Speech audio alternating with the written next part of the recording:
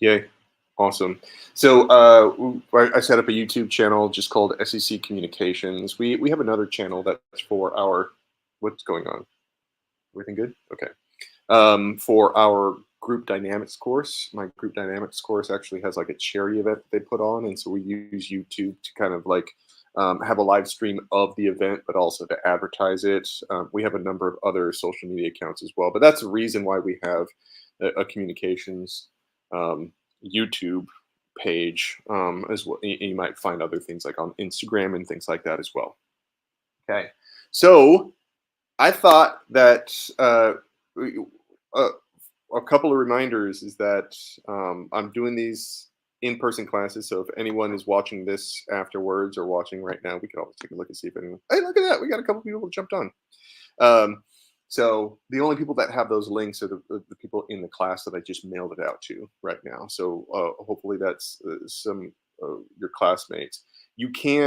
Um, you can comment live. All right. So anyone who's watching this right now, you can comment, and it might take me a couple of seconds to actually see your comment and respond to it, but I could respond to it live as well. And if you want to test it out, go for it.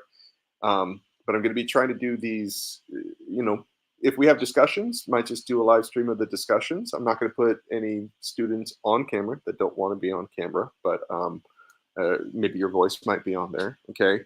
And yeah, so reminder, I'm going to be doing this. I'll try to send out the links before we start, but 10:15 Mondays and Wednesdays, we're going to be doing this. I'm going to be trying to hold discussions and things like that that are relevant to what we're doing that week. One reminder, speech and debate team, you're interested, anyway, if you're watching, speech and debate team, SEC, contact me. You're interested. I'm going to do a much better job at organizing a get together this Friday, like coffee and donuts type of get together right here, D129. I encourage anyone to join us for that. All right, but this week, what we're talking about is evidence. Okay, so we have a the evidence lesson learning unit, and we have a delivery learning unit. But I thought we talked a lot last week, so let's get into evidence and research and stuff like that, and how do you do it, because that's such an important part of debate. I saw a really so last week was the DNC, the Democratic National Convention, and so I didn't really watch it, but a lot of memes popped up from that, so I didn't. Those crossed my path. One of them was kind of funny. There's this guy. Does everyone know My Pillow? Like My Pillow is like this product that's like it's a really cool pillow. I don't know, but it's it's really good. And so the the owner of that company, his name is Mike Lindell, and he kind of went off the deep end about election fraud. Like he is a very very big believer that the election was illegally stolen from Donald Trump, and he's like pouring millions and millions of dollars and nothing's coming out of it. And he went undercover to the DNC, approached a 12-year-old boy who's like an influencer, like some Democratic influencer, and started making his arguments for why the election was stolen. And the kid, in response, is like, "Where are your sources? What's your evidence for this? Where are your sources?" So this 12-year-old kid was kind of defusing the entire exchange with this guy who is like bending over and yelling in a 12-year-old's face, about how the election was stolen. And eventually, the kid said, "So your source is trust me, bro?" and then that became a meme. I'm like, oh, that's such a cool way to kind of start off the evidence discussion, right? Is that when it comes to there are limits to how far argumentation and debate can go in a personal exchange, right? It's like you should not debate people all the time. It's not healthy for your relationships to like enter into a conversation wanting to like dominate it with by yelling or argumentation or anything like that. Not a healthy way. But sometimes when you enter that, it's like it's really important that you have evidence. So why don't we talk about the why? Like this might seem sort of rudimentary. It might seem a little like really, really basic, and it is. But let's think really quick about why we use evidence rather than the trust me bro argument. Why?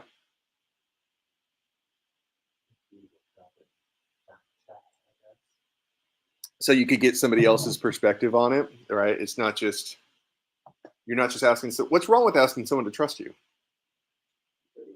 Could be lying. Um, when you say lying, do you mean like that you're just misinformed and you're spreading misinformation, or Rather just like expressing how you feel rather than the situation. You just feel something that it's not factually right. okay? You could be lying. You could be just like, listen, I want to deceive this person. Like I know what the information is, and I'm going to give them wrong information on purpose. Right? That's what I think of when I think of lying. Right? When somebody just kind of goes, I don't think the dinosaurs really existed. It's kind of like, all right, maybe you're just kind of misinformed. I don't think you're lying that you don't believe that. I think you really believe that. I don't think you're right. So that's I just like to make that clarification when people say that. It's just a strong word, and sometimes you need the strong word, but it's like that's the situation where I like to use it. It's kind of like you are consciously, purposefully deceiving somebody. Cool. Yeah.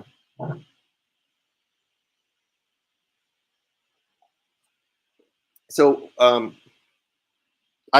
so the last discussion we had a discussion about the other side not being dumb, and I disclosed that in my 20 years of teaching here, I've had one student who um, said that they were a flat earther, and they they really seemed genuine about that belief. Okay, and so it's it, and um, I asked for their evidence.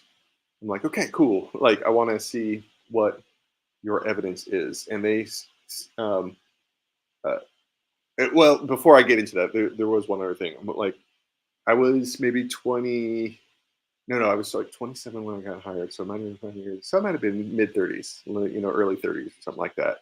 And one of their arguments was that it's like, well, you have to do your own research.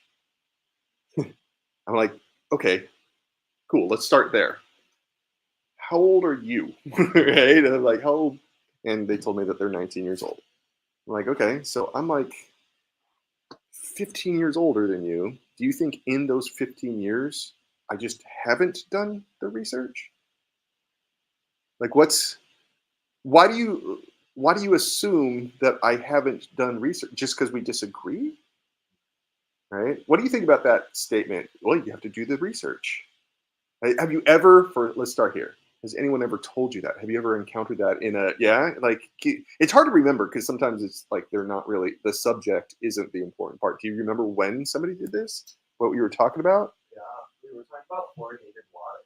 Fluorinated? Okay, Yeah. yeah. No, but it was with my mother. Oh, Here we go.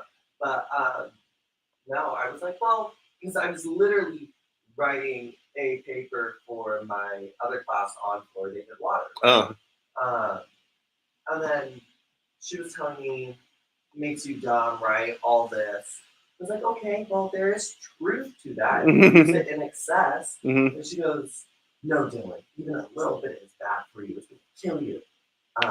And she goes, have you even done your research? You should look it up. Yeah. I'm literally writing a paper on it right now. So like people use that phrase, doing your own research, as a replacement for like, I disagree with you.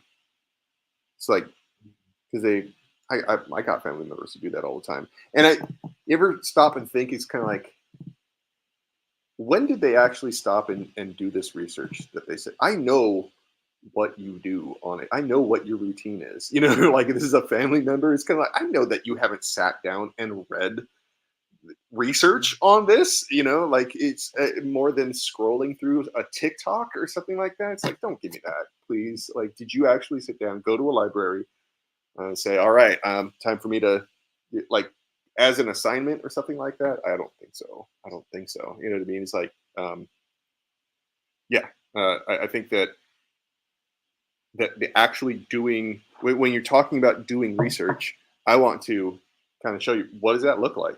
Because it does not look like scrolling through TikTok. Okay, it is not the same. Like, sometimes you want to get a TikTok just to point out what's a popular opinion, I mean, but that's not still not research. Even those things are built upon actual studies. Somebody who is, all right, somebody who we do trust. But so now I want to go back to the trust me, bro thing. Hey, anyone who's watching, you can always post it. I could see your comments if you want. All right, like, you can give me an example too. So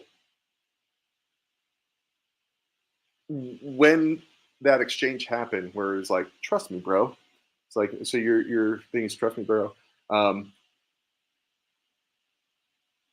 the thing that I thought of is that evidence is actually, like, at its very essence, is about trust.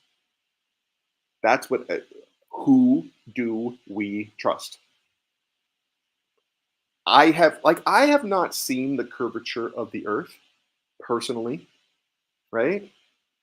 But am I going to trust a 19-year-old college student, or am I going to trust a PhD astrophysicist? I don't think that's a difficult call. I mean, the chances that the 19-year-old is right and the PhD is wrong, I think, are so infinitesimally small that I'm going to say, I think it's a fact. On that and that alone, I could rest my entire case on that. I'm like, I just trust this person more than I trust you. Sorry. What do you think about that? That the essence of evidence is trust. Have you thought about it that way before?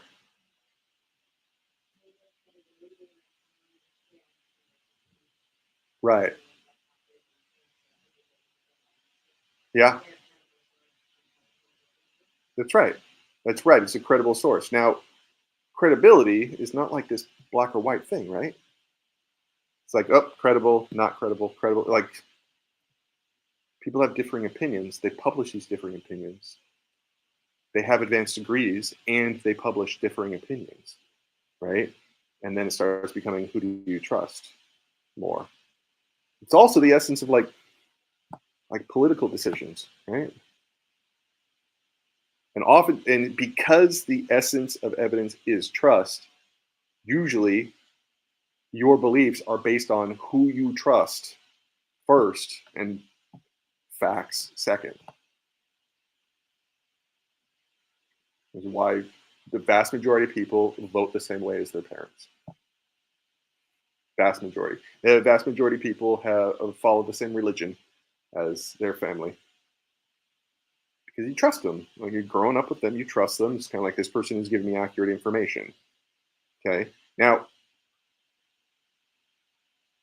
anyone have a different opinion about how evidence works? The essence of evidence, what is at the core, the center of what we call evidence?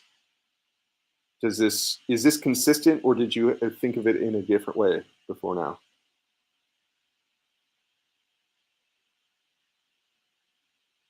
Hmm? Doesn't it seem? I don't know. It seems like it makes evidence a lot more shades of gray than in my experience. I used to be a student, you know what I mean? But I also meet students every day in my job, right? And it seems like most of them treat evidence as, oh, I found a fact. Like, oh, I'm gonna go mining and I'm gonna find these little gemstones that are solid and therefore are indisputable facts, right? And those facts are what's going to support what I'm gonna say. And, like, it's not really like that. You're finding people. You're building a team. right? And here's my team of people. They're supporting what I say, okay? Or I'm advancing what they say. That's another way you can put it. So you got to think of it like so. I think it's good to have that sort of concept down. What is evidence? Because you're not. So that's why it's important to cite sources, because what you're doing is these are the people that are on my team. Okay, and I think I'm kind of beating around the bush here. The main mistake students make is that they cite facts and they think those are sources.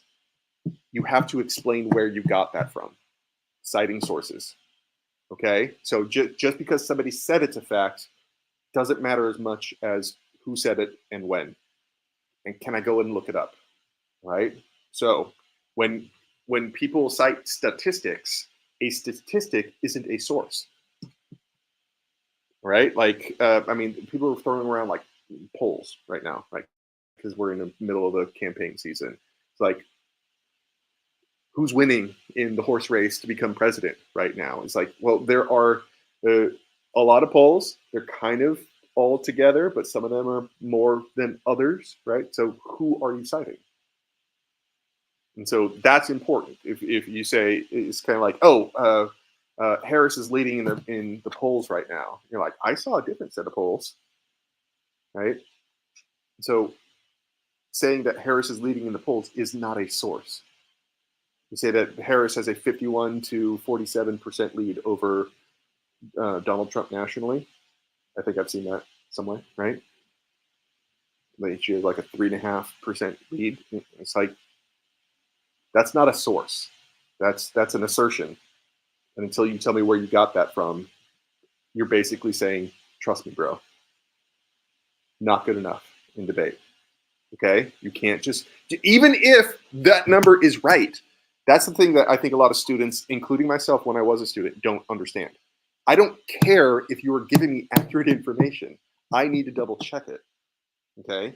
I'm on the opposition. I need to know where you got that from so I can take a look at it. Because I found a poll that says that Donald Trump is leading by a couple of percentage points. I need to know why these two numbers exist. They're not supposed to coexist. Like they're supposed, it's like why do they coexist? Got it? All right. That's my spiel. That's my on the conceptual level of evidence. I want to do some more practical stuff. Like, all right, what are the tools we got here? How can you find evidence here? What's good stuff? How do you avoid bad stuff? I want to get into like the nitty gritty, but it's important to start off with why, like, what counts as evidence. Okay, so number one problem that students have is that they cite a statistic and they think that's a source. They're like, no, I got this from Rasmussen on this date that they published it. You have to, okay, cool. That also, but then you can abstract that as like somebody had an opinion and they published it. It's like that's not, evidence. Like, it could be depending on the context, but usually it's just you're just saying somebody older than me said this. So who cares, right? It's like if you're gonna find like stats, I think are good. It's like there's a method to compiling stats, good stuff. Still, but it's not the end all be all of evidence. Right? All right, okay. I'm going to do this right here. Okay. So I was talking at you a lot, but now let's take a look at how your research is kind of going to look. All right, when we give a topic for debate. Come on now. And then we do it. Okay, looking good. All right. So let's say that well, let's come up with a topic. So we actually have something to sink our teeth into.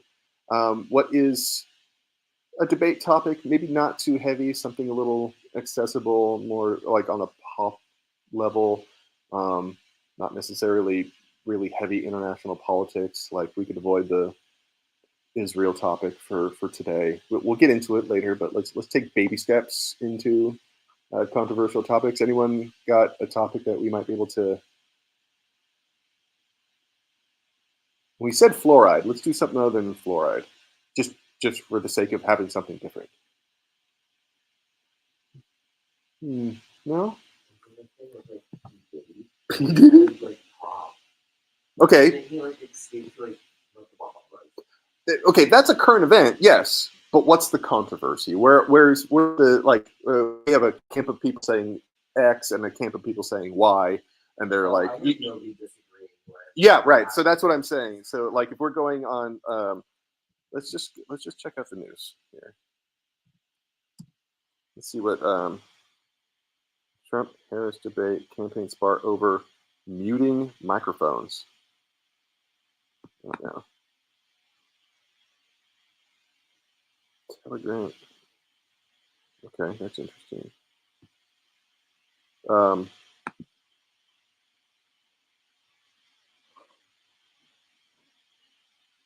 For mics at the debate. That's interesting. I'm not sure there's a whole lot of literature. I don't want to talk about Israel. It's important, but let's do something a little bit sort of lighter.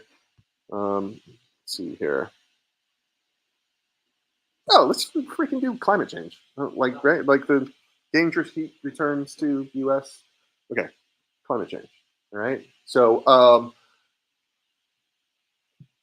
what topic do we want to do for this one? I want to see if. What are some debates around climate change that you have had, or that you have witnessed, or that you're like, I would like to know the arguments to this side of it?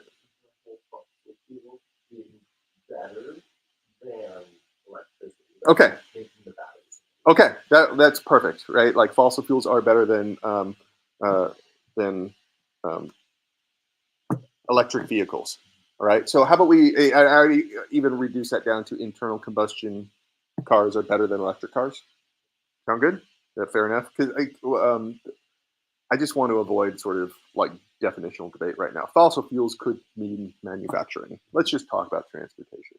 All right. I've seen that too, so that's interesting. Okay, and so we can come up with evidence. So, oh, and this is really good. Okay, cool.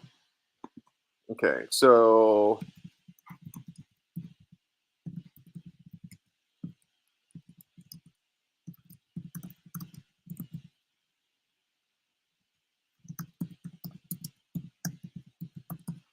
okay, so I'm going to get out of the. Let's start with how students typically research. Okay, so I'm giving you an assignment. I would never have this as a topic, and so that's a strange reason why I actually like it. But just because I'm familiar with the evidence in general for this particular topic. Oh, you could read that pretty well. All right. So I'm kind of familiar with this. I think it's a little skewed. All right, as far as a topic it goes. But let's just say this is your topic. This is what you want to do. R electric. So MIT Climate Portal. So usually I'm like, all right, you're on the affirmative. Your topic is that internal combustion cars are better than electric cars. So typically what I picture students doing is going to Google and typing in their topic, and then letting confirmation bias take over. Remember what confirmation bias is?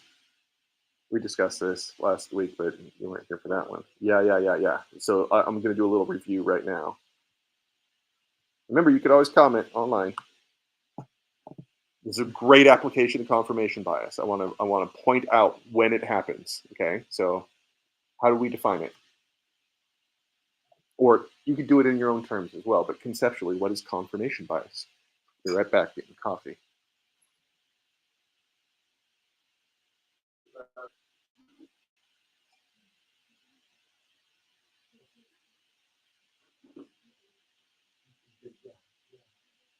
Go for it. Say it out loud. It's when you more the information that you agree with, Yes, yes. So like you already have an idea, and then you go out and find information, and even though like Google will give you multiple different perspectives, you only hone in on the ones that say what you want them to say, and you skip the ones that don't say what you want to say. Not a really logical way of coming to conclusions, but very popular, very common. All right. So, and so that's confirmation bias. So the thing about debate, one of the problems is when I assign you a topic and I assign you a side, I'm almost like priming you to use confirmation bias. You only want to find stuff that supports what you say. And then the other part of that is that students freak out when they see something that doesn't confirm their bias, right? It's like, oh no, there's evidence that says the opposite of what I want it to say. It's like, yeah, that's what a debate is. It's like there's evidence on both sides. Don't freak out. Okay. It's like you're going to find it on both sides. So so I want to kind of go over, here we are.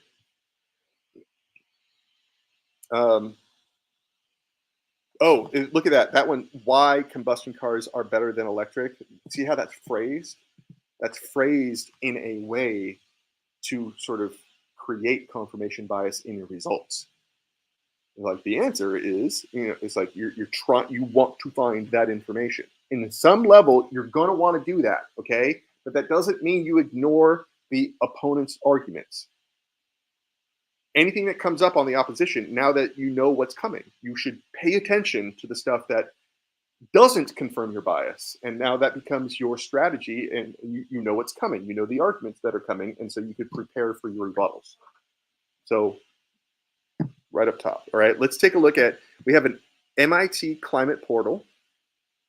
Now MIT, I'm thinking that's the MIT in, it's Boston, right? Or is it Cambridge, Massachusetts? I think it's Cambridge. Yeah, but it's in Massachusetts. Yeah, it's where, Goodwill Hunting takes place. All smart people. It's like one of the, the best colleges in the world, including, in the United States. So that one, I'm like, oh, that one might have some good stuff, because I don't think MIT is going to allow stuff on their websites that are just misinformation, especially about scientific stuff, right?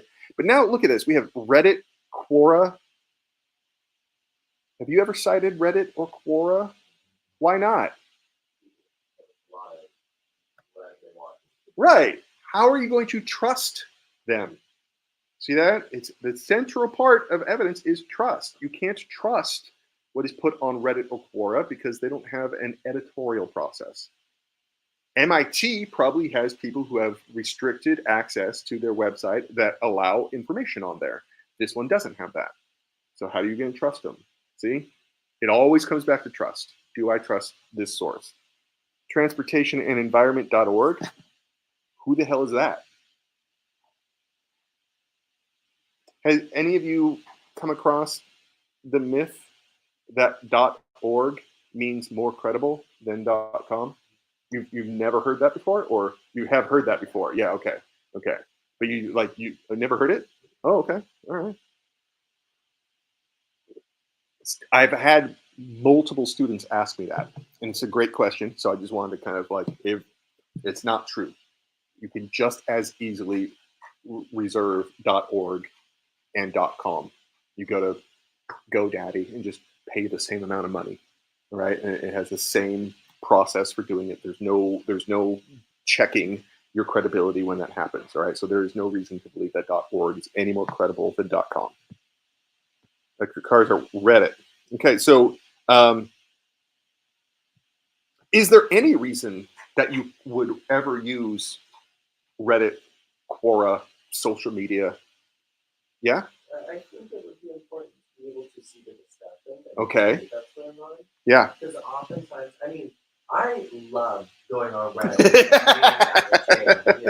Yeah. And I was looking for it. We'll find it. I was looking for like an in-window AC, because where I live, the AC is broken. Okay. Somebody made a whole spreadsheet of like most affordable to the most expensive, each brand, what they do, how many watts they use, Nice. all on Reddit, right? Okay. And so many times I've like gone on Reddit, seen a discussion, and I'm like, oh, you know what? That's a really good point. And then, but like, I'm not gonna go, oh, the actual. You know, Yeah, yeah. I still do the research myself, but there's still there's more discussion on it rather than saying so and so from this university said this. It's well, hey, I also think that even though he said this is what I believe. So it gives you a more multi-dimensional, I don't know if that's what it is, but more round um, view of what other people think. You know, it gives you more than just one side, I guess. So I think that's good because the perspective is like, I want to see what people are saying. And so that is evidence of what people are saying. You see that? It is evidence, depending on what you're trying to represent in your evidence. You're like, this. A lot of people are saying that electric cars are better than gas cars. That claim can be supported by Reddit. Reddit then becomes evidence for that particular claim that people are making these arguments. Ordinary people. Where do ordinary people go? They go to Reddit to post stuff up. If you want to prove, depending on what claim you want to prove, determines what evidence counts, right? The New York Times doesn't publish, the everyday person's opinions. And they kind of do, I mean? Like they have little sections if you know where to look. But it really depends on what you're trying to prove, okay? So the thing is that a lot of people think that all of the claims are about some sort of big T truth claim that you're making. It's like climate change is real. Gas-powered cars are better than electric cars. Like those things are not just, small T truth. Like, yes, some people are saying this. Some people have this opinion. So you can use it, Reddit and stuff like that, depending on what you're trying to prove. If you're trying to prove that combustion cars are better than electric vehicles, that claim, don't go to Reddit. Don't cite Reddit. You could go to Reddit to see what arguments they're making and see what evidence they're basing it off of. And then go check out that evidence. All right. So you're not citing Reddit, but you are using Reddit to sort of follow the path that other people are using in order to come to their conclusions. Let's actually let's scroll through the initial results a little bit more and analyze them. Okay. So we have the Reddit. I don't know what NRDC is. But look, they got stats, right? And again, some students would kind of go, "Oh, there's my quote, 2.6 to 4 point." They don't know what the hell those things mean. I don't know what that means. Oh, time's more efficient traveling. Okay, but they just say that stat, but they never cite who the NRDC is. I don't know who that is. Part of my research is going to have to be, who the hell are these people? Yeah. Can you also say what is efficiency? Like, how are you measuring efficiency? Yes. Now, in this particular case, I'm going to guess that the NRDC has the answer to that in the publication. That's why you have to read publications. You can't just cite a line that confirms your bias, right? You have to understand it to some degree. Now, technically, you're supposed to, anything that you cite, you're supposed to read the whole thing. You're supposed to, to make sure that you're not quoting out of context.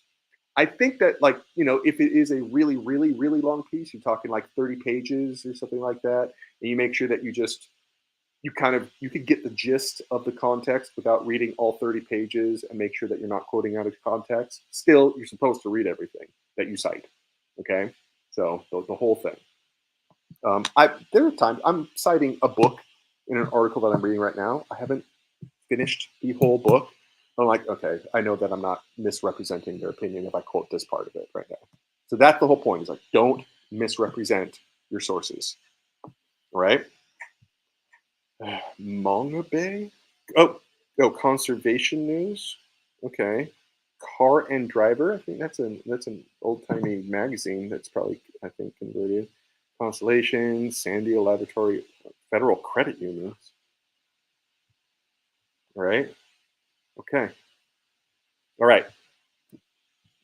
How do you find? So I'm like, this is usually what people do, and then they click on this. I'm like, it's kind of lazy. All right, but let's avoid citing Reddit. what do you do when I'm like, all right, this is your topic? You go. The first thing you need to do is go find evidence. Let's say that I'm like, I signed that. I'm like, all right, go find evidence, bring it back on Wednesday. What's your sort of like step-by-step process that you go out to find evidence?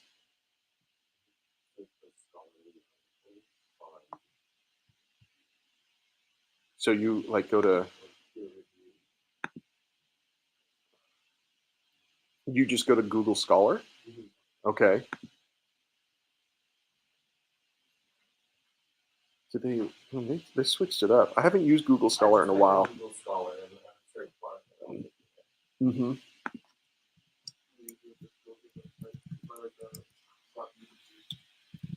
Oh, you filter .edu only, huh? So you like .edu would be, it would keep this one. Uh-huh. Other techniques, tricks that you use when I'm like, all right, let's say that you have to come back on Wednesday, you got to bring some evidence. Yeah. Well, what I just found for my Site 220 class is the library Yeah. on the SEC website. You can go there, and then it has a whole database of like everything that's been published, peer reviewed. Yeah. And I'm doing that for anyway. So I guess you could also use that for something like this. Yeah. Yeah. So let's use that as a transition here. Okay. So I wanted to point. So Wikipedia is another sort of thing that comes up. I want to make a really quick comment on that would come up in a search like that. Wikipedia, the main. Let me just, rather than going through the whole Socratic method for that one, the main problem with Wikipedia isn't the information. The information on Wikipedia is remarkably accurate for a lot of things, right? But it's the small percentage where it's not accurate is the deal. But the main problem with it isn't the accuracy; it's the fact that it is a secondary source, okay, versus a primary source. Primary sources are the people that have done the work to compile the evidence, either through direct observations or by compiling, the results from other studies and things like that. So that's the problem. You're the gold standard for sources for evidence is primary sources, right? So like the person or people who publish something, they compile the data. They're the ones that you're putting your trust into, right? Wikipedia doesn't do its own work. It only has, like it crowdsources people who do that research and then point to that research. You're supposed to go down to the bottom of the page. So that's the problem with Wikipedia. Wikipedia is great for getting a summary of what you want to know. I use it all the time. All right, so that's not the problem. It's not like I think I'm getting fed misinformation through Wikipedia any more than probably a lot less than most other sources. All right, but I don't cite Wikipedia unless I'm going, all right, look at how they screwed this up in Wikipedia. You know what I mean? Usually I go to Wikipedia, I look at the references at the bottom, and that starts the start of my research. Okay, but oftentimes I skip that altogether and I go here. So here is, all right, we got a couple of people. Anytime that you have a assignment in this class, I say skip Google and go to the library. Okay, as by virtue of being a student, you have access to this. Now, library. Oh, here we go. Okay, I wasn't scrolling. All right, you could do a really quick search right here. Oh, just in that bar by itself and see what pops up. But then I'm going to show you like an even better way of doing it.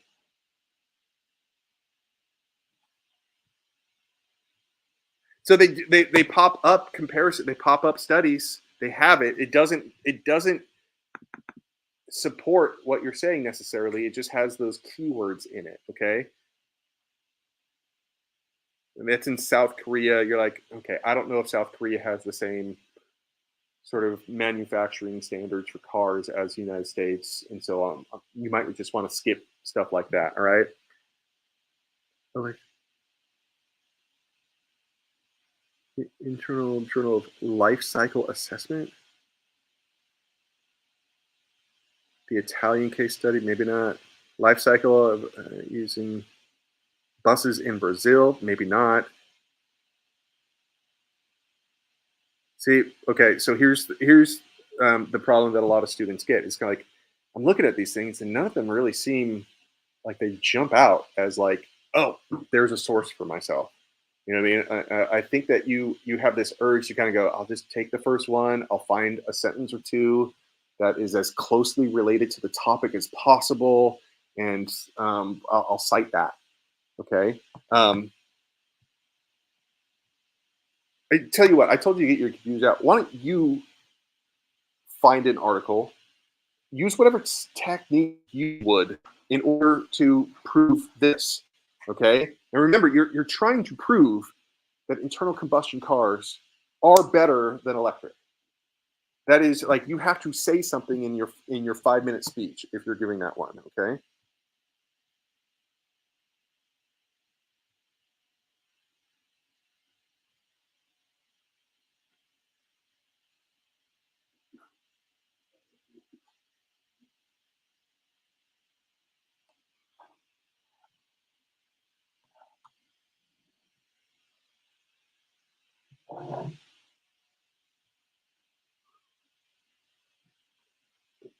And you two viewers at home, you also look something up. Send me an article or piece of evidence that internal combustion cars are better than electric cars.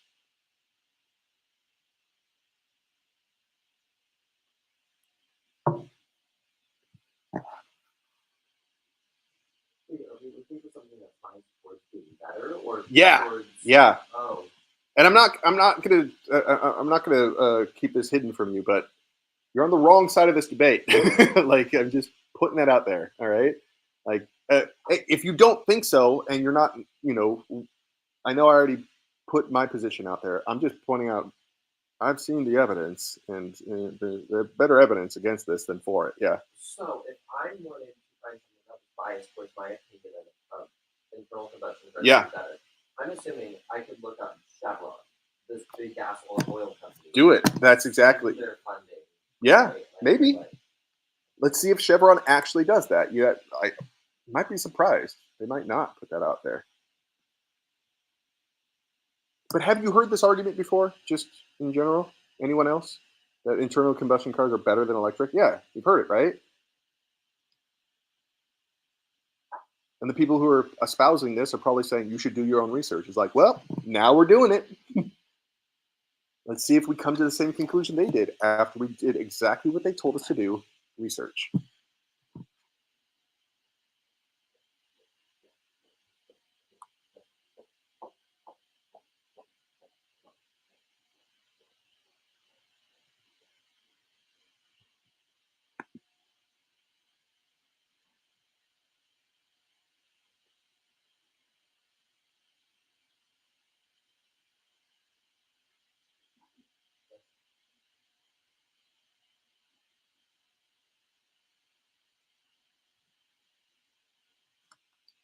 Yeah, so I'm already seeing that if this was the topic for your debate and you went to the library, you would be having difficulty. I think it's because there's not a whole lot of peer reviewed evidence that supports this. So you would have to find other avenues for this research. And that's what let's do it.